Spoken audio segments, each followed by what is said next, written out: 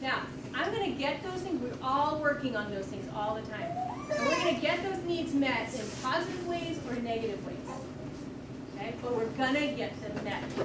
So the one we add for teens is they need challenge. They want risk and challenge. Okay? What happens for you? So I'm going to get that positive or negatively. A kid who is negatively going after that is going to get involved in really risky behaviors. They're doing the thrill driving and even drinking, messing with some drugs while they're doing it. Okay? The risky kind of behaviors related to sex. The kids who are doing things in a positive kind of way. I'm gonna go on this stage and I'm gonna do this presentation. It is challenging, it is risky, but it's a positive way to take on that challenge. I'm going to do that outward bound experience that I've been wondering if I can handle. Those are positive ways to get that need met. We want to give them the positive ways on all those things so that they don't have to get them the negative ways. Okay? So understanding the goals of their behavior. If you're getting some misbehaviors, step back and say, what are they trying to get here? What's their goal? Because it might be they're going at it in a negative way, and we can turn that to positive. We can give them more experiences the other direction. How about this one? You can't make me. I don't know if your kids still say that. They might be outgrowing that, but here's the thing. We want to give them those limits. This is that discipline. Choose your battles. I think it's a really important time. Adolescence is a really important time to choose your battles. One of the things that's amazing about teens is they will bait us. They will test the limits. They will put it right out there. Don't bite, okay? You don't have to bite every time. Here's how it looks. Turn to your neighbors. There are two of you facing each other. Just real quick. We're gonna do this real quick. Now put your hands up like this with your neighbor. And if you are the older one of the two of you, you get to be the parent. So you decide who's older.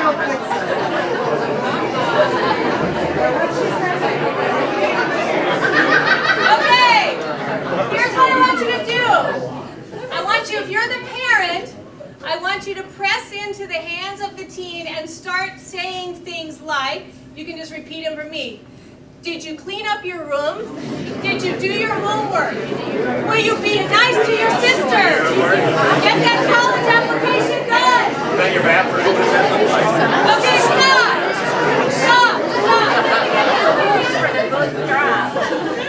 Okay, what did the teen do? Those are your parents. What did the teen do back to you? Laugh. They pushed back. Okay? They pushed back. Did somebody say they? You ran. Okay. Those are the two common responses. When we push on a teen, really a lot, all kids, but actually all people. When we push like that, when we try to control like that, what do? They're going to push back. And you get a power struggle going. Or they're going to run. Okay? Sometimes it'll be a passive-aggressive run, but they're going to run. You don't need a power struggle all the time. That wrecks relationships. So choose your battles. Figure out when not to take the bait. Don't get in the power struggle. It's not about control. It's about influence. Discipline. What's the root of that? Discipleship. You want somebody to follow you. That's what good discipline gets people to follow. The values, the ways that you set for them.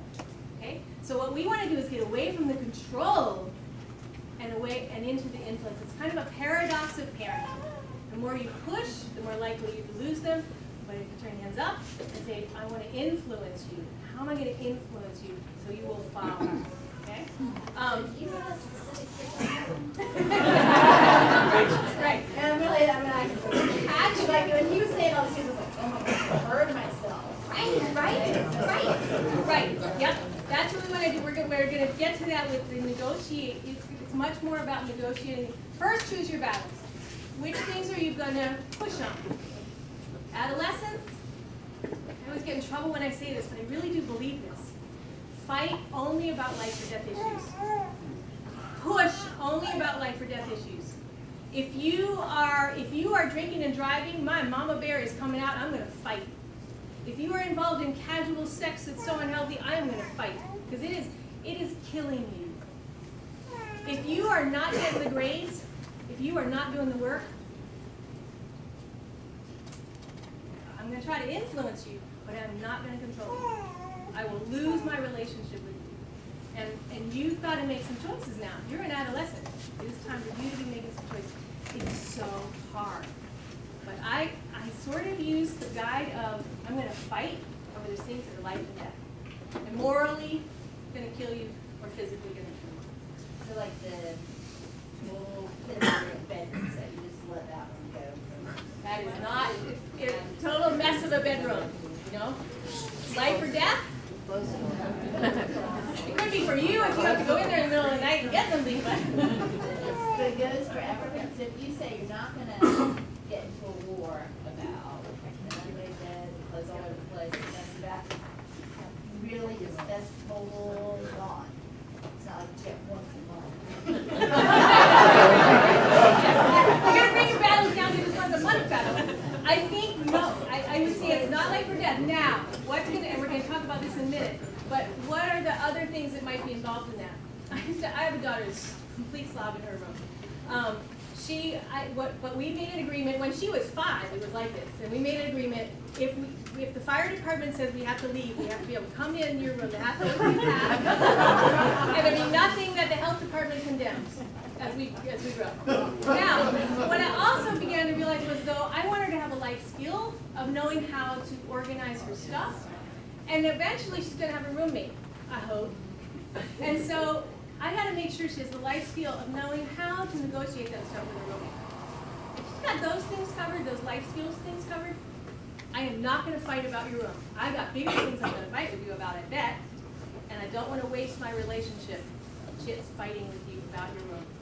And in fact, what kids need is some control over areas of their life. So many places the control is being taken from them, especially if they're on this fast-paced life they're leading. So if I can give them control over their daggone bedroom, take it. Because there might be some other things I want to influence a lot more important. And I don't want them to resent me about that. So no, it's painful. And close the door, because if you see it, it's going to make you crazy. So close the door. Okay, and do you ever get to clean it up?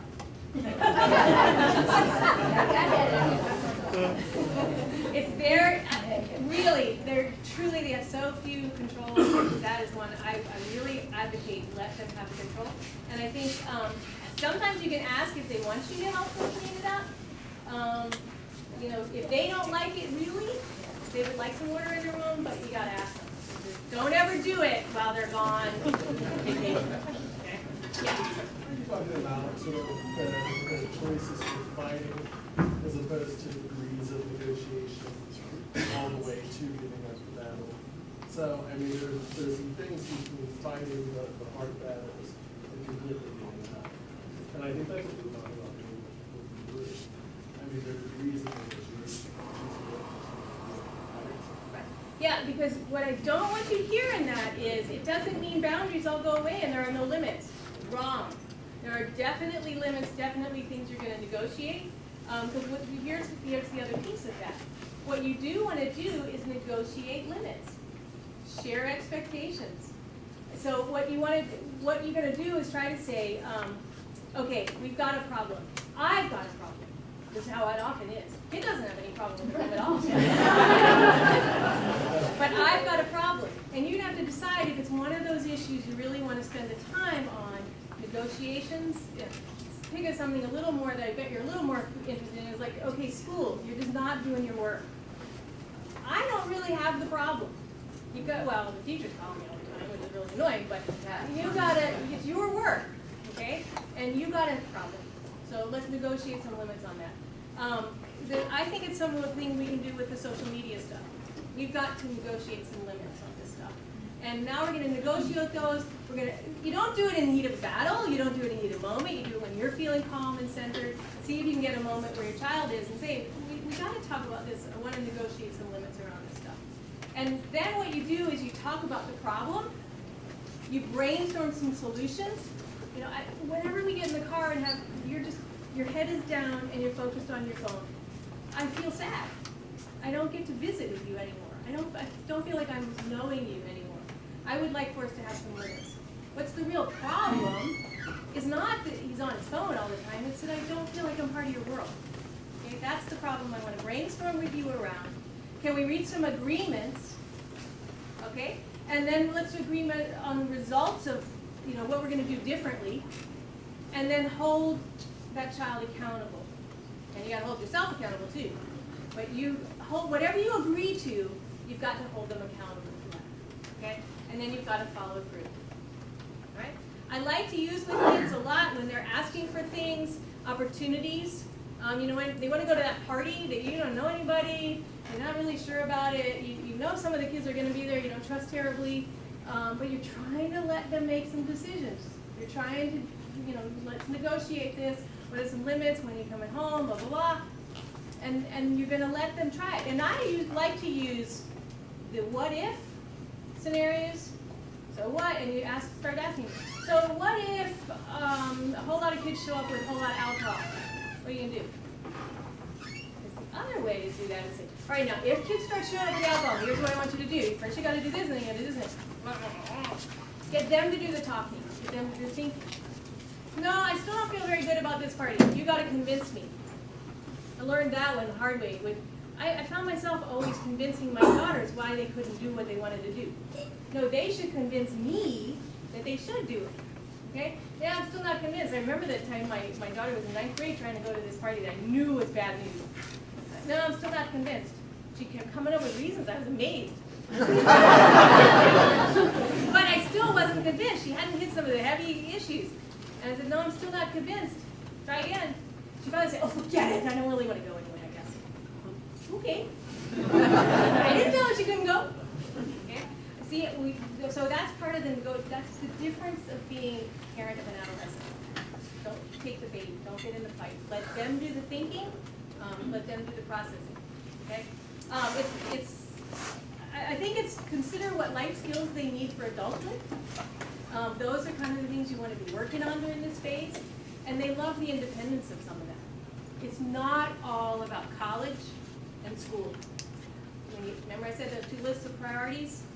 They are so tired of folks focusing on their school and their college. They need to have folks focusing on some other things as well. So I think that's where we want to allow some freedom in some of that kind of stuff. Don't make that your only conversation. I think that whole thing about life skills for adulthood, there's a wonderful saying that, and I think our culture has definitely messed this up. I do a lot of sexuality education. We talk about this a lot. That kids have got it backwards now. They think manhood and womanhood must be proven and earned. And it's how they look and how they carry themselves. I'm a man. I'm really a woman. And adulthood, on the other hand, is handed to them like it's a gift. It's the other way around, folks. Manhood and womanhood are gifts. You're going to grow into that no matter what. Adulthood, we cannot hand to them. They have to prove it, earn it, do the little things, build those steps that show they deserve the status of adult. Okay? And if we can help them then get those life skills to be proving and earning those things, they gain so much confidence. If you talk about roots, those are the kids that know who they are and know what they're capable of, and then make safe choices as they start to fly. So I like to think about less of this and make you do all this stuff during adolescence is what are the life skills that I could be equipping you with right now? Right? One of those is thinking about these choices you're making. Okay? All right. Okay, I think it's a tough time in all of that. Remember that during this phase, there's connection for sure. But that's different than just complete affection. Your kids don't need you to be their pal. They need you to be the respected adult in their life. And sometimes that's painful if you've had kind of a pal relationship. Because now it's going to be, I want your respect. And it's not necessarily your affection right now. There's that wonderful thing I read a song years ago. Irma Bombeck wrote it. She's a humorist. But she, I loved you enough to hear you say, I hate you, because you said no. It's part of what that whole limits thing is